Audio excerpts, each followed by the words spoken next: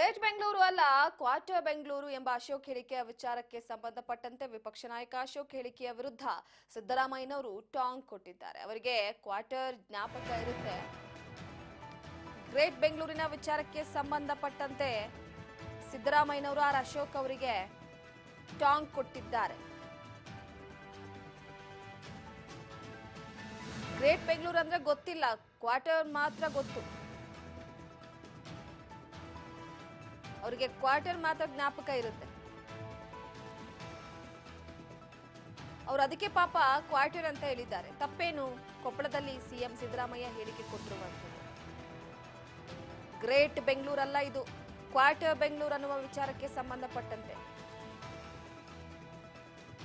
ಇಬ್ಬರ ನಾಯಕರ ನಡುವೆ ಜಟಾಪಟಿ ಶುರುವಾಗಿದೆ. ಬೆಂಗಳೂರು ವಿಭಜನೆ ಮಾಡಬೇಕೆಂದು ಯೋಚಿಸಿದವರೇ ಬಿಜೆಪಿಯವರು. ಸುರೇಶ್ ಕುಮಾರ್ ನಗರಾಭಿವೃದ್ಧಿ ಸಚಿವರಾಗಿದ್ದಾಗ ಯೋಚನೆ ಮಾಡಿದ್ರು ಎನ್ನುವ ಮುಖಾಂತರವಾಗಿ ಟಾಂಗ್ ಕೊಟ್ಟಿದ್ದಾರೆ ಸಿಎಂ ಸಿದ್ದರಾಮಯ್ಯನವರು. ಈಗಾಗಲೇ ಗ್ರೇಟರ್ ಬೆಂಗಳೂರು ವಿಚಾರಕ್ಕೆ ಸಂಬಂಧಪಟ್ಟಂತೆ ಒಂದು ಕಡೆ ಬಿಜೆಪಿ ಹಾಗೆ ಕಾಂಗ್ರೆಸ್ ನಾಯಕರ ನಡುವೆ ಜಟಾಪಟಿ ಶುರುವಾಗಿದೆ. ಇಂತಹ ಸಂದರ್ಭದಲ್ಲಿ ಈ ಗ್ರೇಟರ್ ಬೆಂಗಳೂರು ವಿಚಾರವಾಗಿ ಅಶೋಕ್ ಅವರು ನೀಡಿದಂತಹ ಹೇಳಿಕೆ ಕ್ವಾರ್ಟರ್ ಬೆಂಗಳೂರು ಇದು, ಗ್ರೇಟ್ ಬೆಂಗಳೂರು ಅಲ್ಲ ಅನ್ನುವಂತಹ ವಿಚಾರವಾಗಿ ಸಿದ್ದರಾಮಯ್ಯನವರು ಕೂಡ ಟಾಂಗ್ ಕೊಟ್ಟಿದ್ದಾರೆ. ಬೆಂಗಳೂರನ್ನ ವಿಭಜನೆ ಮಾಡಬೇಕು ಅಂತ ಅಂದ್ಕೊಂಡವರು ಮೊದಲಿಗರು ಬಿಜೆಪಿಯವರೇ. ಸೊ ಈಗ ಬಿಜೆಪಿಯವರು ಈ ವಿಚಾರವಾಗಿ ಮಾತನಾಡ್ತಾ ಇದ್ದಾರೆ ಎನ್ನುವ ಮುಖಾಂತರವಾಗಿ ವಾಗ್ದಾಳಿ ನಡೆಸಿದ್ದಾರೆ. ಅವರಿಗೆ ಕ್ವಾರ್ಟರ್ ಜ್ಞಾಪಕ ಇರುತ್ತೆ. ಗ್ರೇಟರ್ ಬೆಂಗಳೂರಿನ ವಿಚಾರವಾಗಿ ಗ್ರೇಟ್ ಬೆಂಗಳೂರು ಅಂದ್ರೆ ಗೊತ್ತಿಲ್ಲ, ಕ್ವಾರ್ಟರ್ ಮಾತ್ರ ಗೊತ್ತು. ಅವರು ಅದಕ್ಕೆ ಪಾಪ ಕ್ವಾರ್ಟರ್ ಹೇಳಿದ್ದಾರೆ. ತಪ್ಪೇನು? ಕೊಪ್ಪಳದಲ್ಲಿ ಸಿಎಂ ಸಿದ್ದರಾಮಯ್ಯ ಹೇಳಿಕೆ ಕೊಟ್ಟಿದ್ದಾರೆ. ಹಣದ ಕೊರತೆ ತಳ್ಳಿ ಹಾಕಿದ್ದಾರೆ ಸಿಎಂ ಸಿದ್ದರಾಮಯ್ಯನವರು.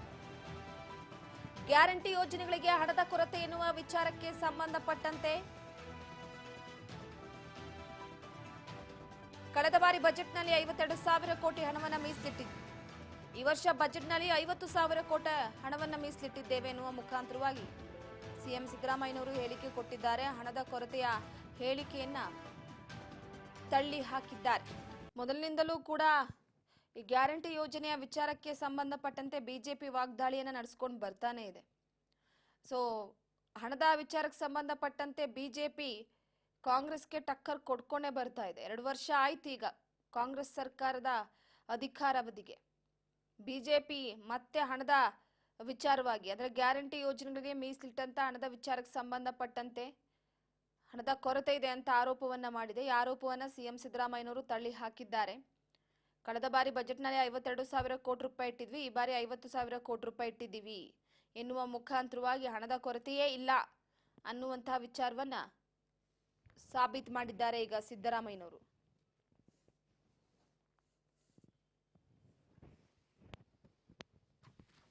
ಸೊ ಪ್ರಮುಖವಾಗಿ ಗ್ಯಾರಂಟಿ ಯೋಜನೆಯ ವಿಚಾರಕ್ಕೆ ಸಂಬಂಧಪಟ್ಟಂತೆ ಎಲ್ಲೋ ಒಂದು ಕಡೆ ಪ್ರತಿ ಬಾರಿಯೂ ಕೂಡ ಪಂಚ ಗ್ಯಾರಂಟಿಯನ್ನ ವಿರೋಧಿಸಿ ವಾಗ್ದಾಳಿಯನ್ನ ನಡೆಸ್ತಾನೆ ಬರ್ತಿದ್ದಾರೆ ಬಿಜೆಪಿ.